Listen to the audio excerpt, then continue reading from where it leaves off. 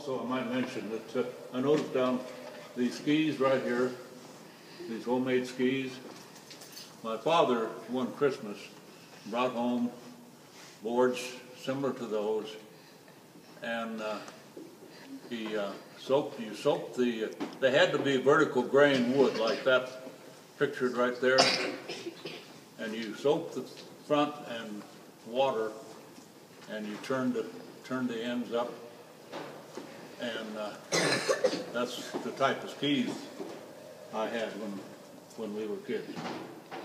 And all you had was a strap around the center, and they weren't very controllable like the skis are nowadays. And these were up in the attic until Dan mentioned that he wanted one for exhibit. They hadn't been used for 25 years, and but my kids used it all the time. Yes, I had two brothers, one older and one younger, and one older sister. 4 of us. No, I didn't have any snowshoes. We used the skis. In fact, I also in the wintertime ran a trap line. We trapped mainly weasels and coyotes. And then I also trapped jackrabbits. I skinned hundreds and hundreds of jackrabbits. We would pelt them out and send them off to the fur companies, and that was another occupation that we did in the wintertime. Out on Great Divide. Well, I was born in 1924. It would have been in the 30s, 1930s. Rabbit Drive, and they would. There was a place out on Great Divide called Jackrabbit. They called this community Jackrabbit because in the wintertime the jackrabbits would all congregate down on this flat down there that they called Jackrabbit. And at one time back in the Depression,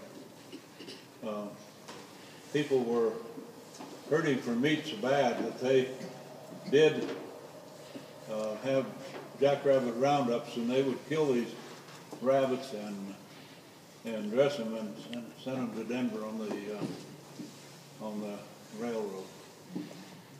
Hard to believe. Yes. You didn't have any suits or anything like that them days. You got wet, you got cold, didn't pay attention to it. And you had chilblains. We went cross country and downhill skiing. Like I said, you didn't have much control on those old type of skis. You just tried to ride them where they went. You packed a trail. For this type of sled, you had to pack a trail for them to work real good on. And you just tromped down a trail found a good hill, and you just tramped the trail down, packed the trail down, and then you noticed a rope on it. You pulled it back up the hill and went back down the next time. Sometimes I would slide down the path from the house to the barn and make it slicker, and Dad didn't really appreciate that. but we did it anyway.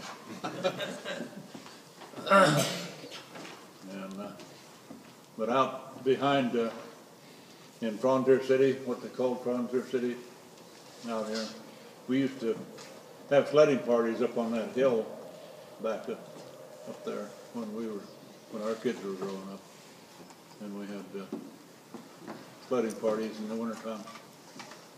And I can remember taking Laurie when she's so old, or was so young she don't remember. I used to take her when she was just a little baby. I used to take her up and on the sled on the hill.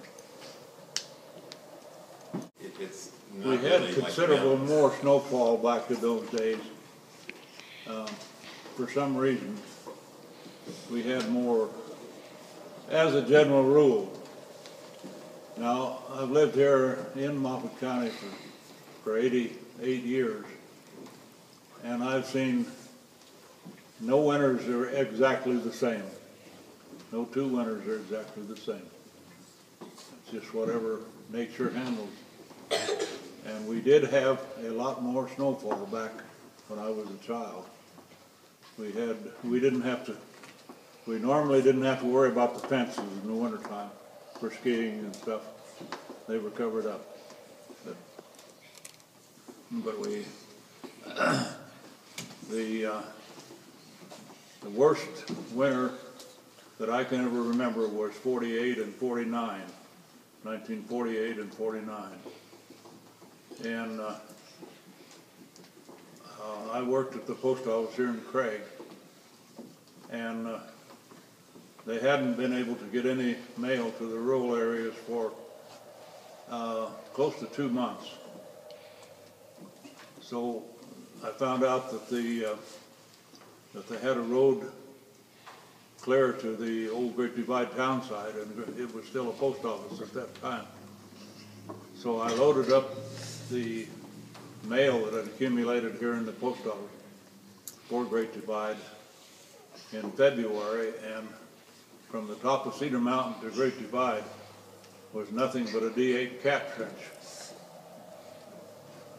Most of you know what a D8 Caterpillar D8 cat. All it was a trench in the snow from the top of Cedar Mountain clear to Great Divide. It was a beautiful day that day, but all I could think of was, boy, if it starts to blow, I'm getting out of here somewhere. Getting turned around some way. But it was a beautiful day, and we got there. I took the mail there for, I think that was the first mail in the new year, in that new year, in 49. It was the first mail that Great Divide had for 2 months, or a month and 6 weeks at least. I don't remember just exactly, but we did have a lot of snow that winter.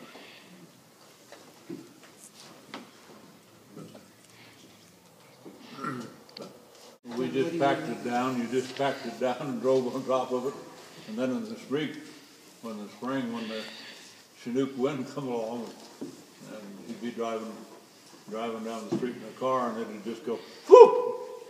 There you were. You were stuck. You didn't go nowhere. But back then they didn't. Well, they had old Sam Grant had a V-shaped plow, small plow that he tied 2 horses to, and used to get the sidewalks here and what sidewalks they had in town, and he would go up and down those with a team of horses and plow those sidewalks. And so when you were really, really young, they probably didn't even use cars in the wintertime, right? They really put them up. Right, they put them on blocks, and they just blocked up because the roads weren't plowed anywhere out in the country. So we went with teams and sleds. Of course, we were using sleds every day to haul hay to the cattle and feed the cattle every day on sleds, bobsleds they called them. They were, all the hay was handled loose back then, wasn't baled like it is nowadays. You pitched it with a pitchfork, and you stacked it in the summertime in what they called haystacks. And then in the wintertime you cut them, and you had do you have a hay knife here in the, they had what they called a hay knife, and you saw down a section of the hay, haystack and pitch that on the sled and then go pitch it off to the cows. It was an entirely different way of life.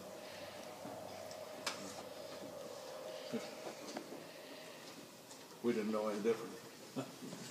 Well, we went in by the old pot-bellied stove, and usually all the what they call the pot-bellied stove that burnt wood or coal, mostly coal, and that was what you had to heat your rooms, heat your houses with, and you had the old-fashioned cook stove that you burn wood in to cook your meals and things.